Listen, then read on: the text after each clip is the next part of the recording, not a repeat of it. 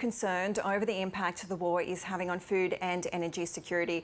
Deutsche Welle's Nicole joins me now from Berlin.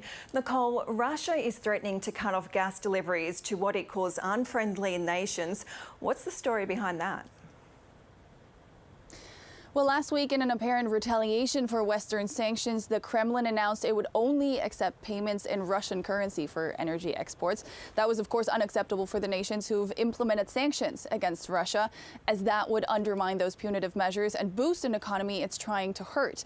On Monday, the G7 nations formally rejected the demand, citing breach of contract, and now Moscow is saying no money, no gas. But that equation works both ways. The question here is who has more leverage. The EU is highly dependent on Russian gas. 40% of its supplies come from there. Ever since the war broke out, countries have been scrambling to find alternatives, but in the short term, the EU won't be able to fully replace Russian imports. On the other hand, Russia gets a lot of money through these imports. The EU pays hundreds of millions of euros each day for Russian fossil fuels. Plus, it's physically not all that easy to simply cut off the gas flow. So it's an interesting scenario to watch, but most experts say that in the end, Russia would be hurting itself more than what they're calling unfriendly nations, and are largely categorizing this as saber rattling. And some politicians in Germany are now calling on people to stop eating meat in order to reduce the consequences the war has on global food security. Well, with Ukraine and Russia until recently providing a quarter of the world's wheat supplies, there are huge fears of the knock-on effect this war is going to have on food security and political stability, especially in the global south. To soften the blow, Germany's development minister is now asking for a fundamental reconsideration of agricultural practices. And she suggests that that must go hand in hand with a reduction in the consumption of animal products. What she's saying is that a large portion of the corn and wheat produced worldwide is used to feed animals, not humans, and that is no longer a sustainable status quo.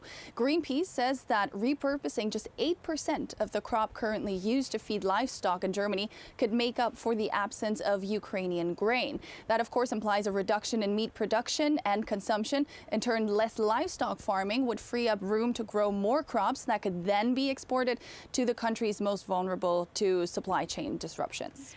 And Nicole, since the invasion of Ukraine, Germany has started rethinking its own security regarding Russia. What options are on the table? Well, there's widespread consensus in the security community that Germany couldn't defend itself in case of a large-scale attack. The government in Berlin wants to make sure Moscow can't use its weapons to blackmail Europe. So one of the defensive measures being discussed is the purchase of a more sophisticated anti-missile defense system, most likely an Israeli Arrow 3 system. Now, we don't have any specifics just yet, but the fact that this is something that's being seriously considered goes to show just how much Europe and the world have changed since the war in Ukraine broke out. Just 2 months ago, this would have been regarded as a complete waste of money.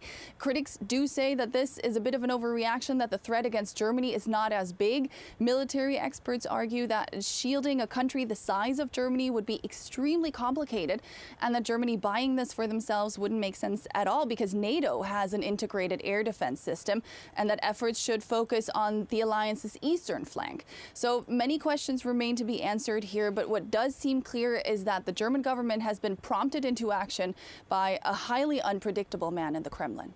Okay, Deutsche Welle's Nicole with the latest from Berlin. You can also follow our coverage of the crisis in Ukraine